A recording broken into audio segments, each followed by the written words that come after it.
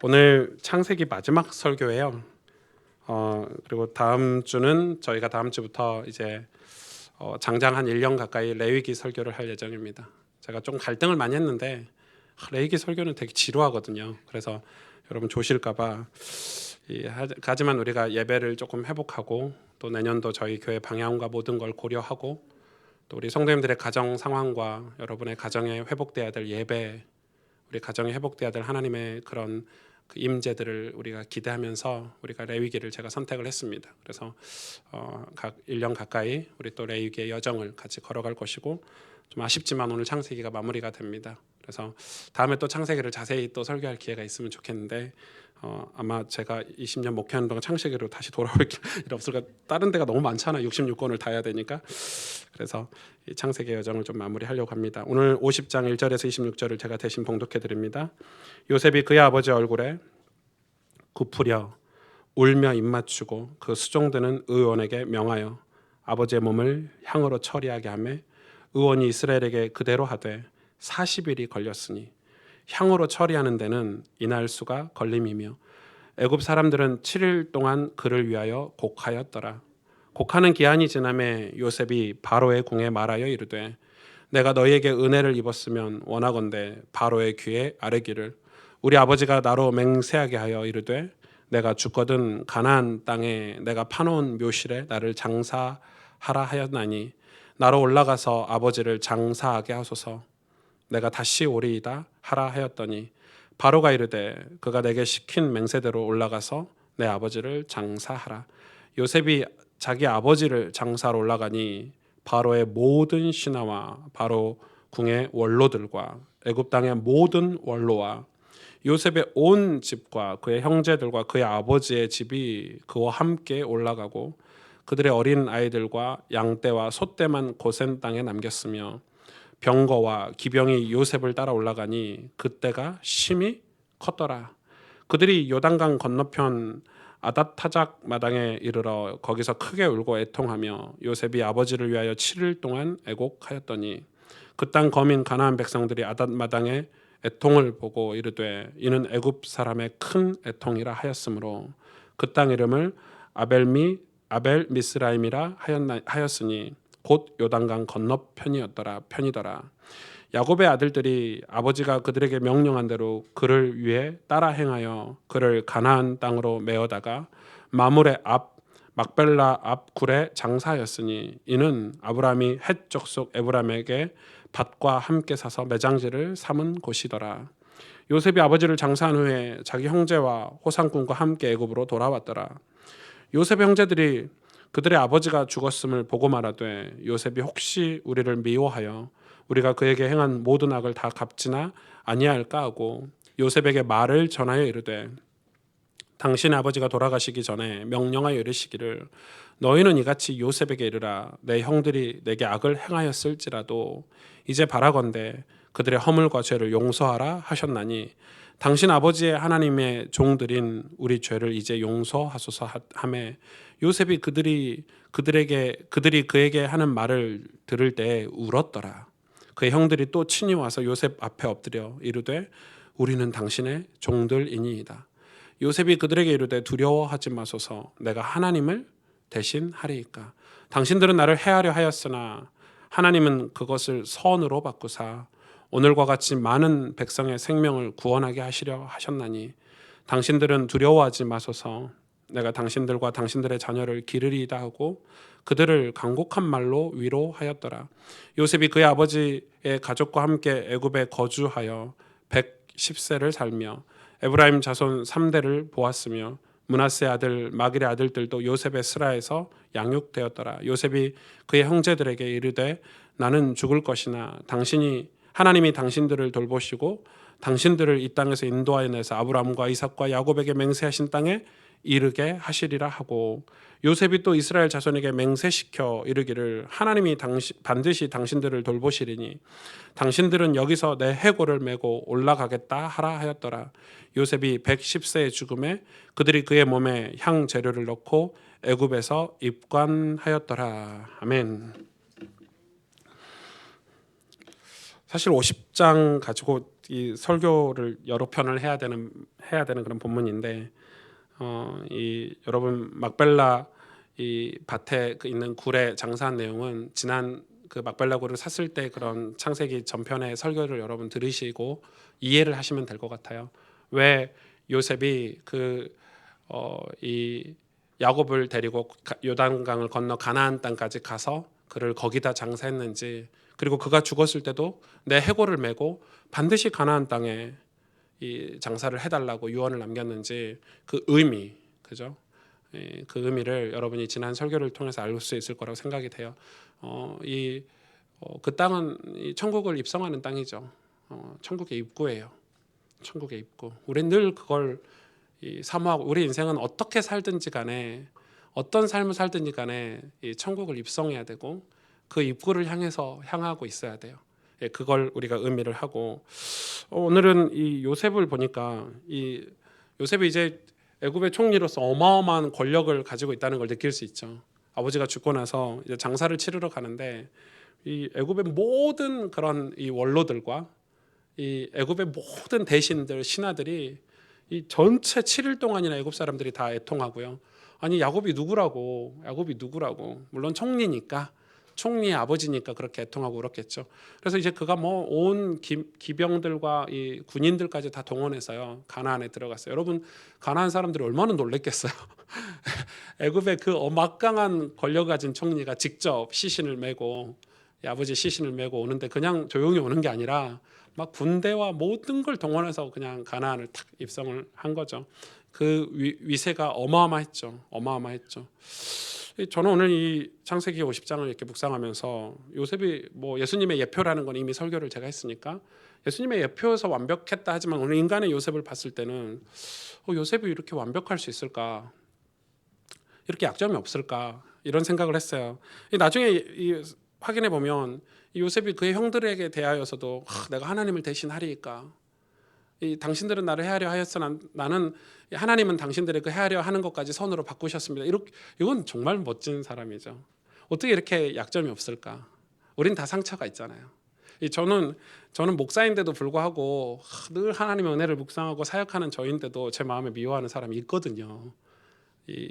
저 인간 좀 없었으면 좋겠다 이런 사람이 가끔 있어요. 여러분, 저는 이번 주에 그 방송 보면서 이 어린 아이, 이제 그 어디죠, 조리원에서 그 간호사가 신생아를 이렇게, 저는 진짜 화가 나서 미치겠더라고요.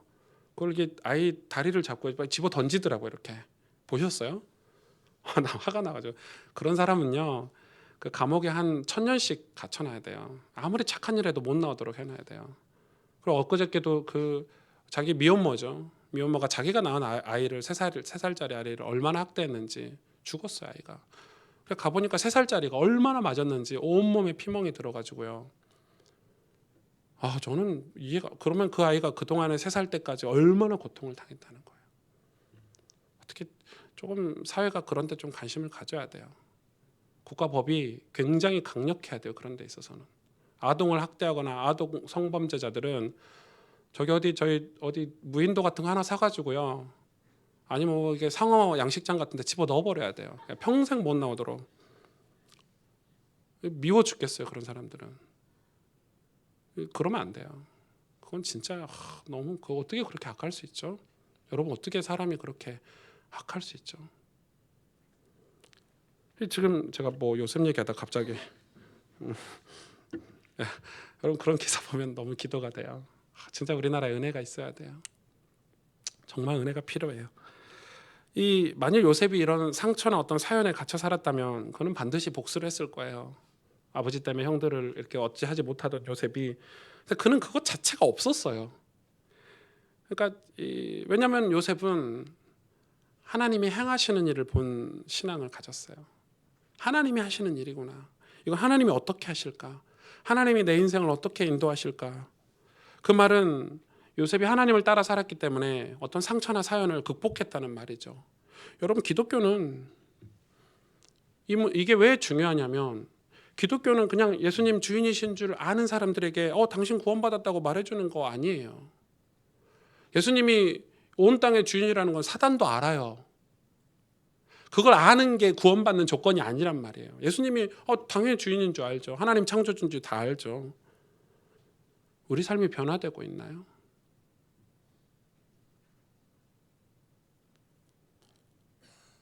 여러분, 요셉은 하나님이 나의 주인이다, 그런 지식을 가지고 있는 게 아니라 진짜 하나님이 주인 된 삶을 산 거예요. 하나님의 절대적인 그 인도하심과 하나님이 행하시는 일을, 그 고난과 고통 속에서 그의 눈물의 기도와 또 하나님 말씀을 묵상함으로 쳐다보고 산 거죠. 그러니까 그의 그 과거의 상처가, 그 과거의 아픔이 그를 어떻게 할 수가 없었어요. 하나님 더 크시니까. 이건 굉장히 중요해요. 신앙생활 하면서 우리는 하나님에 대해서 알아야 돼요. 근데 많은 한국 교회가 하나님 아는 일에 굉장히 소극적이에요. 그래서 여러분 뭐 새가족 프로그램이라든지 뭐 영접기도 이런 걸로요, 당신 구원받았어라고 끝내버려요. 여러분, 하나님은 엄청난 분이세요. 근데 그 하나님을 알기 위해서는 어떻게 해야 돼요? 성경이 말하고 있죠. 이 성경을 알 때, 이 성경 66권을 통해서 하나님을 알 수 있는 유일한 길을 우리에게 주셨어요. 그래서 구약을 끝마치면서 이야기하시죠. 하나님이 내 백성이 지식이 없어서 망했다고. 무슨 지식이에요? 하나님을 아는 지식이 없어서 망했대요. 믿음이라는 것은 아는 만큼 생기는 게 믿음이에요. 알기 때문에 믿는 거예요. 내가 그만큼 알고 있기 때문에 믿음이라는 건 자연적으로 따라오는 거예요. 믿습니다 해서 믿음이 생기는 게 아니에요. 모르는데 어떻게 믿음이라는 게 생겨요. 저희 와이프하고 믿음 관계잖아요. 부부 관계는 믿음의 관계인데 와이프에 아는 거예요. 장점도 알고 단점도 알고 다 알아요. 이제는 한 10년 살았더니, 10년 넘게 살았더니 이제 저 말을 왜 하는지도 알겠어요. 네, 그래서 저 말을 하면은 바로 다음 행동을 들어가는데 저는 바로 무릎을 꿇거나 뭐 이렇게 분리수거를 하러 가거나 뭐 이렇게 아는 거죠. 이제 눈치가 이제 좀 생긴 거죠. 그래도 눈치 없다고 욕 먹는데, 알아야 믿음이라는 게 생겨요. 그래도 저 사람이 신실하구나. 저 사람은 진실하구나. 그걸 알면 그 사람에 대한 믿음이 생기는 거예요. 하나님을 알아야죠. 근데 한국 교회는, 특히 저희 교단은 이 하나님을 아는 일에 너무 소홀해요. 왜요? 성경을 읽지 않아요. 놀랍죠. 제가 어제 이 인천 쪽에 이렇게 청소년 집회가 있어서 다녀왔는데 뭐 한 200명 이렇게 모인 것 같아요. 제가 진실하게 물어봤어요. 일주일 동안 너네 성경을 한 번이라도 펼쳐보냐? 한 번이라도, 한 장은 둘째치고 한 절이라도 읽는 친구 손 들어봐라 했더니 놀랍게 한 명도 들지 않았어요. 아이들이 쑥스러워서 손을 안 드는 줄 알아서 몇 번을 재차 질문했어요. 제가 10,000원짜리 걸고 질문했거든요. 안 들어요. 이 아이들이 커서 뭐가 되죠? 머리는 이렇게 커져요.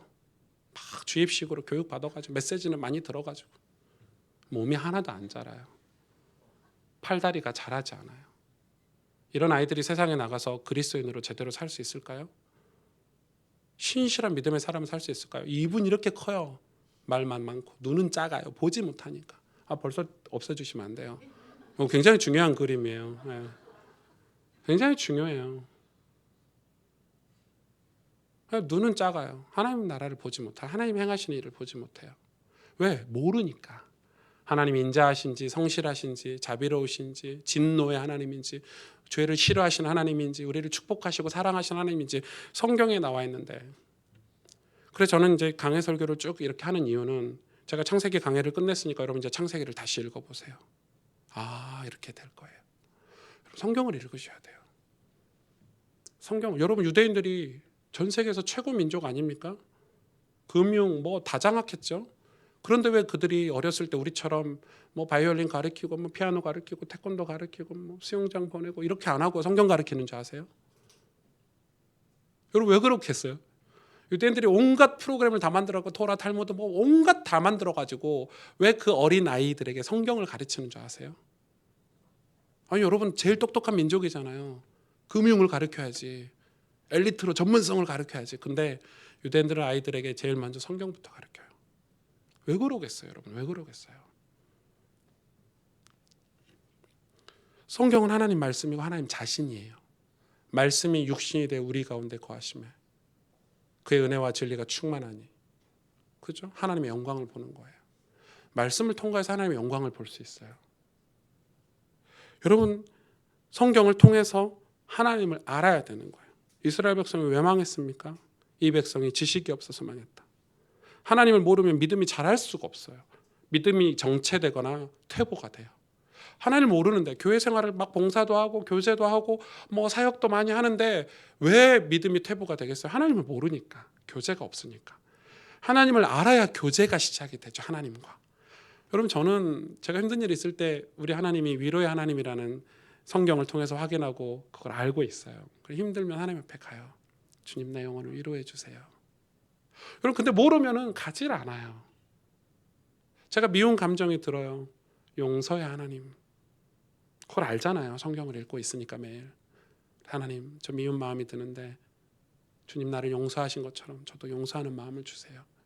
여러분, 하나님을 우리는 경험하고 체험하고 그리고 그래야 하나님을 사랑할 수 있는데, 그게 없으면 교회는 다니는데 영접은 했는데 어떤 상처와 사연에 계속 갇혀 사는 거예요. 사실 성경을 꾸준하게 읽는 분들은 그 상처와 사연이 우리 인생에서 뒤바뀌어요. 하나님의 선한 능력으로. 제가 이 성경을 꾸준하게 읽는 거를 왜 강조하는지, 이게 뭐 율법이냐 뭐 경건이냐 뭐 영적인 거냐 그런 거 중요하지 않아요.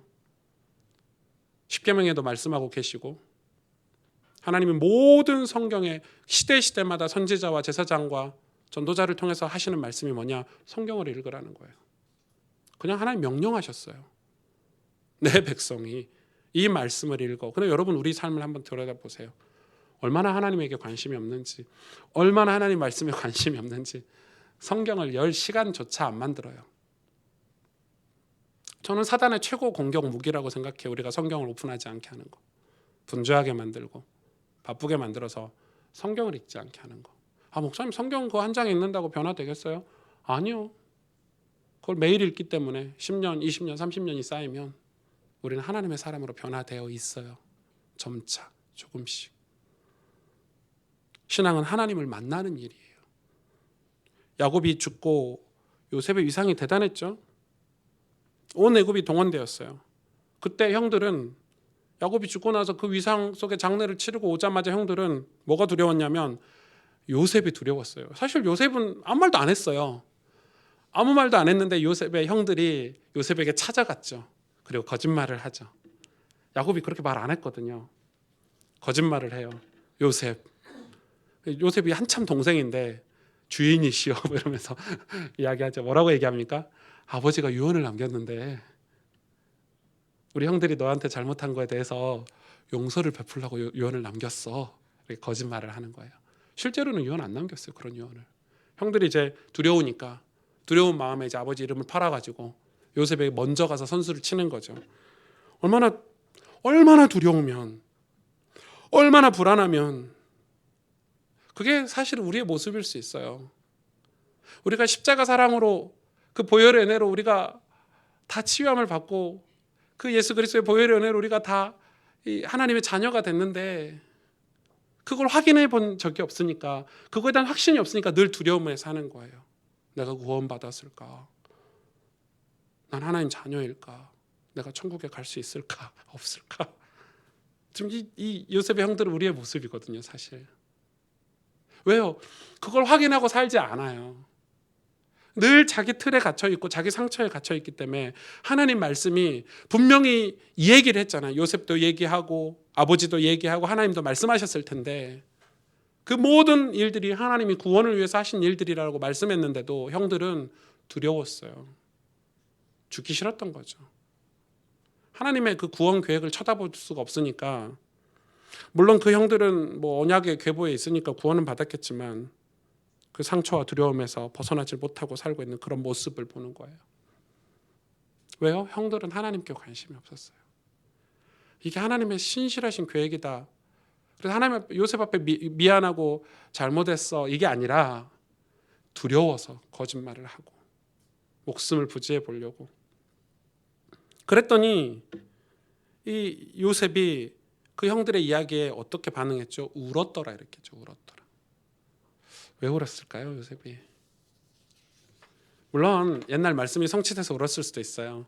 뭐 11별들이 나에게 절하고 이 볏짚 단들이 나에게 절하고. 왜냐면은 형들이 요셉이 울고 나니까 요셉이 우니까 더 화난 줄 알고 자기들이 오해했죠. 요셉이 우니까 더 화난 줄 알고 이제 뭐라고 그러죠? 당신 우리의 종입니다 하고 엎드렸거든요. 형들이 아무리 내 동생이 대통령이 된다 해도 동생한테 엎드리면 안 되죠. 사람이 자존심이 있지. 형인데. 아무튼 그래 종입니다 하고 엎드렸어요. 저는 이 요셉의 눈물, 물론 그런 주마등처럼 스쳐가는 이 과거의 과거지만 저는 그렇게 생각하진 않아요. 아마 연민이었을 거예요. 참 우리 형들 아직도 저 상처에 붙잡혀 사는구나. 예수님이 예루살렘 성을 보시면서 우셨던 눈물하고 같지 않을까. 내 백성이 내 품 안에서 살아야 되는데 내 품을 떠나서 저렇게 고통을 당하고 상처 속에 저 두려움 속에서 사는 내 백성을 보고 예수님이 흘렸던 그 눈물, 그거 아닌가요? 하나님은 우리를 또 품고 품으시려고 하시죠. 그래서 요셉이 이렇게 얘기합니다. 뭐라고 얘기합니까? 그들에게 이르되 19절에 두려워 마소서 내가 하나님을 대신하리이까. 여러분 이거는요 성경 전체를 통해서 가장 멋진 고백 중에 하나예요. 내가 하나님을 대신하리이까. 하나님을 대신하리이까. 정말 놀라운 고백이죠. 여러분 우리는 하나님을 결코 대신할 수 없어요. 제가 분명하게 말씀드리는데요. 뭐 전도를 위해서 성공해라 이렇게 메시지 하잖아요. 복음 전하기 위해서 뭐 의사가 되라, 복음 전하기 위해서 뭐 엘리트가 되라. 그거 완전히 비성경적인 말이에요. 그건 진짜 옳지 않아요. 우리 아이들에게 그렇게 가르치시면 안 돼요. 너 전도하기 위해서 뭐 대통령이 되라, 정치인이 되라. 그거 옳지 않아요. 전도는 그렇게 해서 되는 게 아니고 하나님의 구원은 하나님이 하시는 일이에요. 우리가 하나님 안에 거하고 하나님의 영광을 풍성히 볼 때, 우리가 하나님을 경배하고 경외하며 살 때 하나님이 전도라는 걸 하시는 거예요. 우리가 하는 일이 아니에요. 마치 내가 대통령이 돼서 그 능력으로 전도하는 것처럼, 마치 내가 총리가 돼서 그 능력으로 전도하는 것처럼, 마치 내가 돈을 많이 벌어서 헌금을 많이 해서 그 헌금으로 전도하는 것처럼, 그건 너무 저는 비성경적이라고 생각해요. 옳지 않아요. 그가 총리가 되었는데 내가 하나님을 대신하리까. 여러분 이 고백을 가르쳐야 돼요. 우리 아이들에게 하나님을 가르쳐야 돼요. 하나님을 두렵고 떨림으로 하나님을 섬기는 신앙을 가르쳐서 우리 아이들이 어느 자리에 가든지 어느 위치에 서 있든지 내가 하나님을 대신하리까. 이 고백을 할 수 있어야 돼요. 하나님을 경외하고 예수 그리스도를 높이며 하나님을 높이는 신앙, 그게 세상을 변화시키는 거예요. 내가 이 자리에 왔기 때문에 세상이 변화되는 게 아니에요. 그럴 것 같으면 지금 세상이 변화돼야 돼요. 우리는 하나님을 높이는 신앙이 필요해요.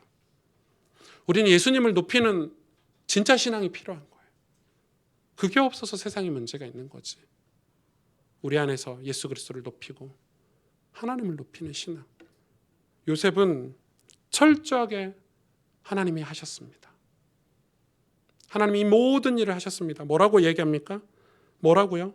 창세기 50장 20절에 보니까 당신들은 나를 해하려 하였으나 하나님은 그것을 선으로 바꾸사 오늘과 같이 많은 백성의 생명을 구원하게 하시려 하셨나니. 아멘. 아멘. 요셉의 고백 보세요. 요셉은 이미 알고 있었어요. 이 모든 고난과 역경통을 처음부터 알고 있었지는 않을지 모르겠어요. 어느 타이밍에 알았을지는 저는 잘 모르겠어요. 그러니까 노예 때 알고 있었어요. 제가 생각했을 때는 그 감옥에서 2년 있죠. 나 좀 꺼내주세요 하고 나서 2년. 그때 알았지 않을까. 그때 진짜 기도의 시간을 가졌지 않을까. 제 생각에 추측에. 그때 안 거예요. 아, 하나님이 하시는구나. 내가 여기서 감옥에서 나간다고 해서 되는 일이 아니구나. 아, 내가 지금 하나님 앞에 엎드리고 기도할 때, 하나님을 전적으로 신뢰하고 기도하고 사모할 때 하나님이 일을 행하시겠구나. 그래 그는 준비하고 있었어요. 2년 동안. 그러니까 요셉이 애굽 바로 왕을 만나자마자 그 고백을 한 거예요. 하나님께서 이 꿈을 해석해 주실 것입니다. 하나님께서 당신의 꿈을 정확하게 해석해 주실 것입니다. 요셉은 상처 이런 거 없었어요. 왜요? 크신 하나님을 만나면 상처나 내 현실을 뛰어넘게 돼요. 저는 교회가 그 신앙을 가르쳐야 된다고 생각해요.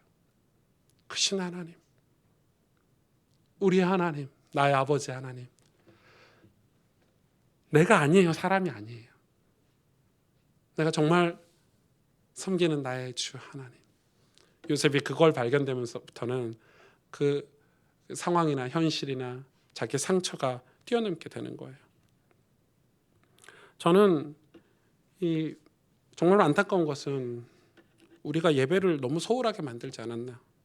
물론 예배는 설교를 듣는 게 맞아요. 메시지를 듣는 게 맞죠. 말씀이 전달되는 게 중요한 포인트예요. 그러나 이 예배 전체 우리가 찬양하는 것, 헌금하는 것, 교제하는 것, 이 모두가 다 예배예요.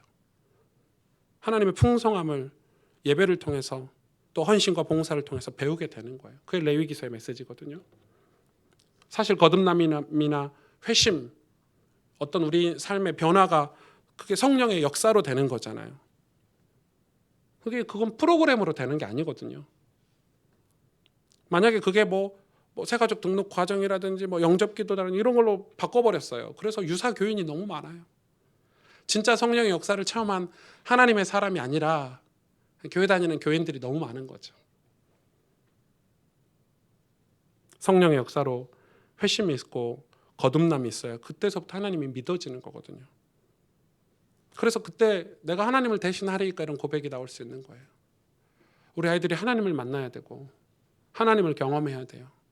오래 걸리더라도 그렇게 해야 되거든요. 우리 여기 장로님 권사님들은 그런 첫사랑이 다 있으시잖아요. 우린 그런 신앙 속에서 자랐어요. 근데 지금 우리 아이들은 그런 시간이 없어요. 이상하죠. 뭔가 이렇게 너무 분주해요. 전문성을 찾아서 엘리트가 되고 뭐가 되고 이런 쪽에 너무 분주해요. 맞아요. 그걸 하지 말란 말이 아니에요.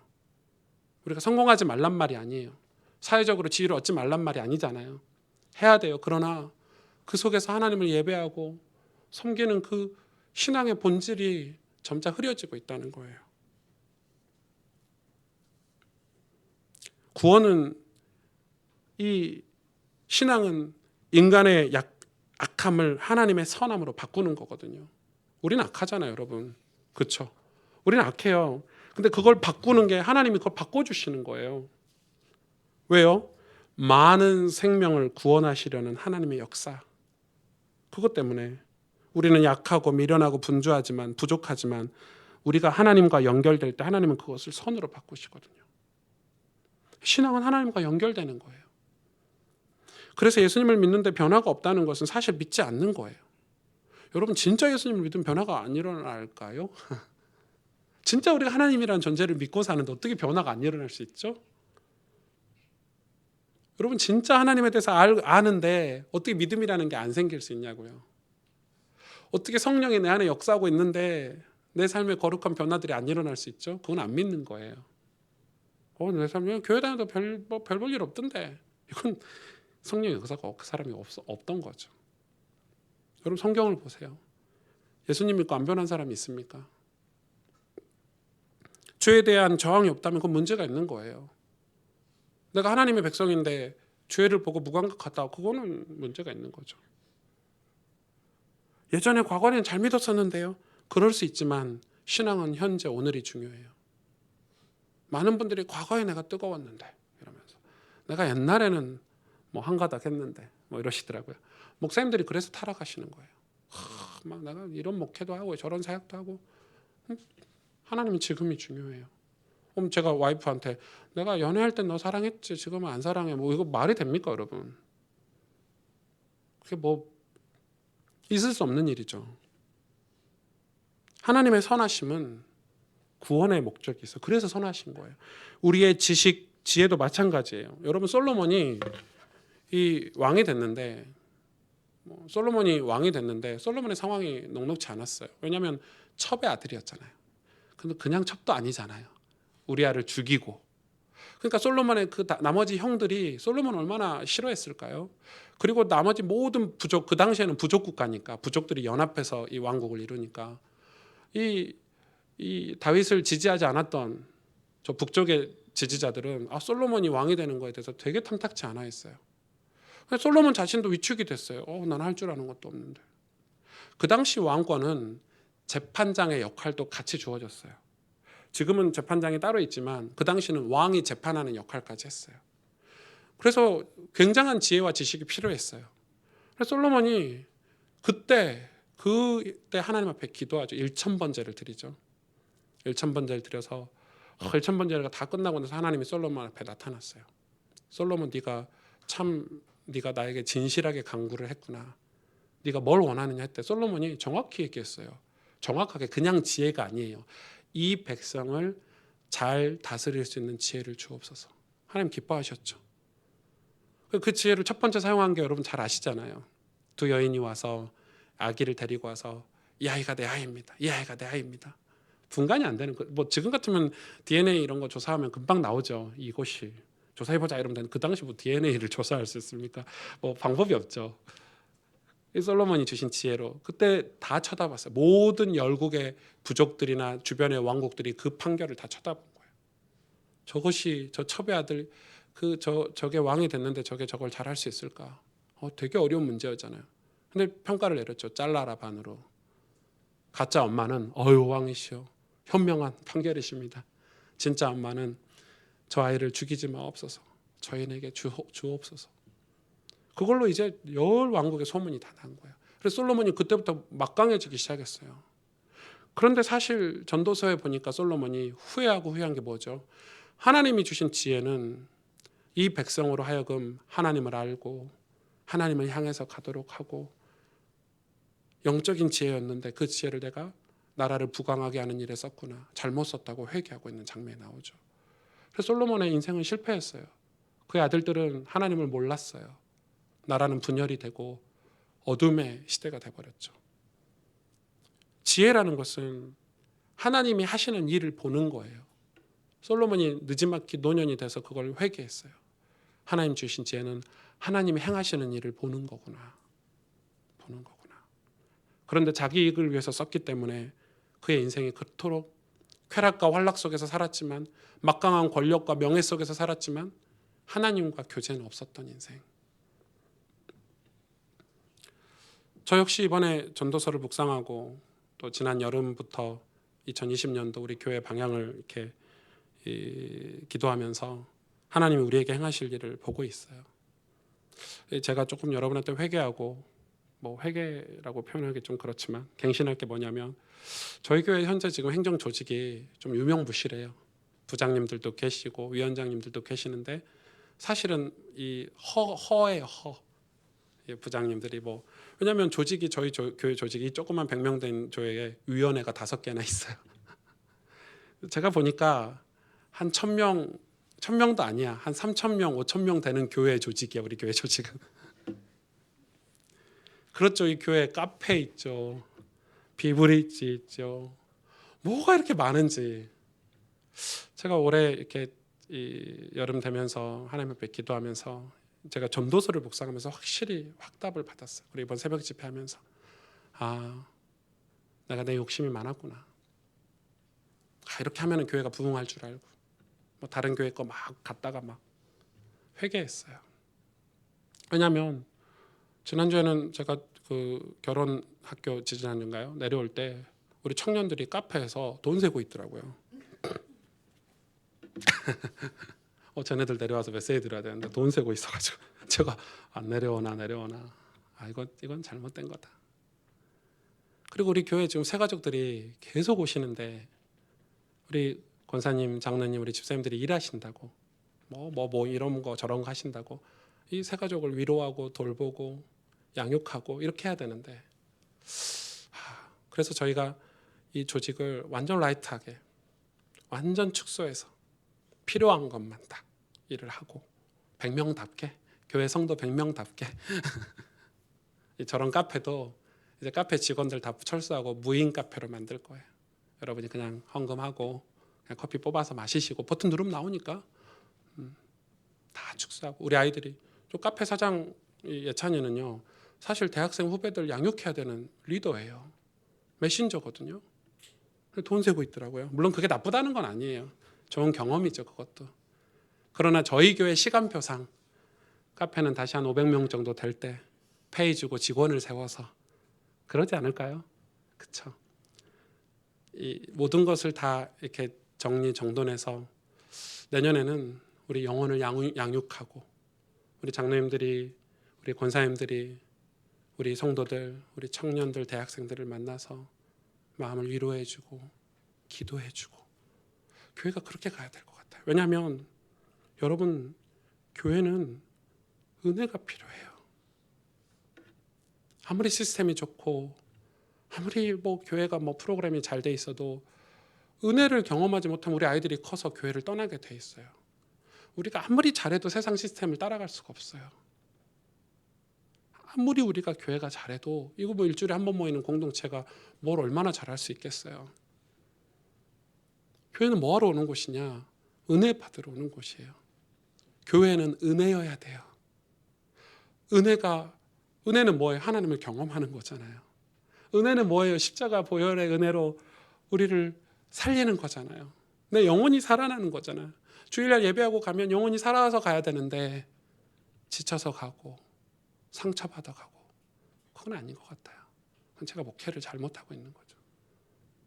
여러분, 우리가 다 조금 그런 부분들을 우리가 점검하고 갱신해서 우리가 교회 안에 진짜로 생명운동이 일어나고 교회 안에 정말로 힘들고 지친 영혼들을 향해서 같이 기도해주고 손잡아주고 여러분, 우리가 그래야 되지 않을까요? 왜냐하면 하나님은 이 교회를 유람선으로 만들려고 이 교회를 세우신 게 아니에요. 여러분, 요셉이 깨달았어요. 내 인생은 배구나. 여러분, 저와 여러분의 인생은 다 배예요, 배. 근데 어떤 배냐? 유람선이 아니고 야 이제 됐어, 이 정도 우리끼리 다 이렇게 여행 다니자, 이게 아니고 구조선이에요. 구조선. 이 배를 타고 바다에 빠져 있는 영혼들을 한 명 한 명 건지는 구조선. 그게 교회 아닙니까? 그래서 교회는 좀 시끄럽기도 해요. 왜? 매주 새 가족이 오니까. 좀 이제 그만 오고 우리끼리 풀 세팅하면 너무 좋잖아요. 계속 반복해서 하니까. 근데 매주 좀 반복하려면 새 가족이 또 오고 또 반복하면 새 가족이 또 오고. 그게 교회예요. 교회는 늘 뭔가를 할 수가 없어. 뭔가를 거창하게 할 수가 없어. 왜? 늘 새 가족을 생각해야 되고 우리 가정들을 돌봐야 되고 여러분의 가족들, 믿지 않는 여러분의 남편, 자녀들. 제가 제일 마음 아픈 게 제가 작년 올해 너무 바빠가지고 우리 여러분의 가족들, 믿지 않는 가족들을 신방을 전혀 하지 못했다는 거. 이거는 진짜 옳지 않다. 내년에는 내년이 뭐예요? 지금 당장부터는 그런 사역을 해야 되겠다. 그래서 제가 올 가을에는 우리 교회 그런 분들을 되게 많이 만나고 가서 위로해주고 말씀으로 인생의 방향을 주고 이런 사역을 조금 하고 있거든요. 여러분, 우리가 그렇게 가야 돼요. 구조선이 돼야 돼요. 영혼을 구조하는 구조선. 요셉은 그걸 알았어요. 하나님이 고난을 주셨던 이유 수많은 과정들을 거쳐서 그의 인생을 커다란 배로 만들어 주셨잖아요. 요셉의 인생을 커다란 배로 만들어 주셨는데 그게 유람선이 아니라 구조선이라는 사실을 정확히 알고 있었어요. 우리는 하나님을 알면 알수록 우리의 인생이 구조선으로 살게 하신다는 사실을 알게 돼요. 그래야 우리는 늘 우리 인생이 감사와 기쁨이 넘치고 늘 주님의 도우심을 구하고 살 수 있는 거예요. 그렇죠? 그래서 이 구조선은 바로 구조선의 이름은 은혜예요. 은혜예요. 우리가 은혜를 받았기 때문에 다른 사람에게 구조를 할 수 있는 거예요. 만약에 내가 내 공로로 구원을 받았으면 다른 사람을 정죄하지 절대 용서하거나 사랑하지 못해요. 이 구조선의 이름은 은혜예요. 오늘 요셉의 인생은 한마디로 요셉의 인생을 평가하자면 그의 인생은 은혜예요. 은혜예요.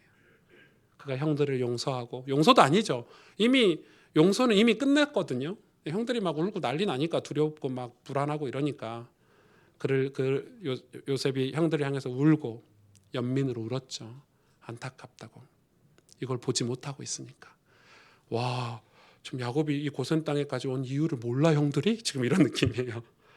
와, 우리 가스펠교회 와서 신앙생활한 그 이유를 몰라? 이런 거죠. 지금 예수님 믿는데 그 믿는 이유를 몰라? 그래서 예수님이 우리를 보고 안타까워하시는 거예요. 탕자를 보고 안타까워하는 그 아버지처럼 여러분 성경을 통해서 하나님 말씀을 통해서 하나님을 알고 그 믿음이 자라서 여러분 인생이 엄청난 축복의 구조선이라는 사실을 은혜의 구조선이라는 사실을 여러분이 아시기를 주님의 이름으로 축복합니다. 우리는 우리 자녀들에게 뭐 메시지 주임 막 하잖아요. 제가 미국에 갔는데 제가 한번 얘기를 드렸었죠. 저한테 이렇게 편지가 이렇게 제 책상 위에 누가 올려놓고 갔어요. 근데 A4 용지 꺼내보니까 A4 용지인데 깨끗해요. 앞뒤가. 이건 제 설교니까 앞뒤가 깨끗해요. 얘가 장난쳤나? 무슨 빈 종이를 나한테 주고 왔지? 근데 뭐 설마 이렇게 예쁘게 접어갖고 봉투에 넣어갖고 그냥 줄래? 자세히 보니까 맨 밑에 한 줄 써 있어요. 맨 밑에 이렇게 한 줄, 맨 밑에 한 줄. 진짜 조그만 글씨로 그 얼마나 갈등하면서 이 질문을 할까 말까 한 그런 느낌이 있죠. 조그만 글씨로 뭐라고 썼냐면 목사님 기도 수첩이 부적 같아요. 이렇게 써놨어요. 그냥 그 한마디 써놨어요. 기도 수첩이 부적 같아요.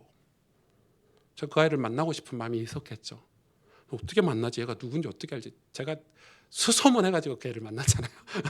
집회하는 2박 3일 내내 야, 이 글씨체 아냐? 뭐 이렇게 물어봐가지고 수소문해서 제가 그 아이를 만났어요. 대화해보니까 그 아이가 아침에 눈을 뜨면 이렇게 목사님 설교가 틀어져 있대요. 학교 갔다 와도 틀어져 있고 자기 전에도 틀어져 있고. 그래서 제가 그 아이에게 설명은 했어요. 엄마 아빠가 너무너무 어려워서 복음을 듣고 그랬을 거다. 근데 자기의 결정적인 얘기는 뭐냐면 목사님 엄마가 아침에 눈 뜨면 저에게 사랑한다. 저에게 내 딸이 여자이거든요. 내 딸아 난 널 축복해 이렇게 말해줬으면 좋겠어요. 근데 눈 뜨면 뭐라는 줄 아세요? 제가 눈 뜨면 기도수첩 해라. 그리고 밥 먹고 학교 가려고 하면 기도수첩 했어 안 했어? 중요한 거는 시험 보고 나서 성적표를 가지고 왔으면 여러분 뭐라고 얘기해줘야 돼요? 부모님이 진짜 부모님이라면 수고했어 딸아 시험 본다 고생했지. 이게 정상 아니에요? 점수 몇 점이야? 성적이 떨어졌어. 네가 기도 수첩을 평상시 안 해서 그렇지.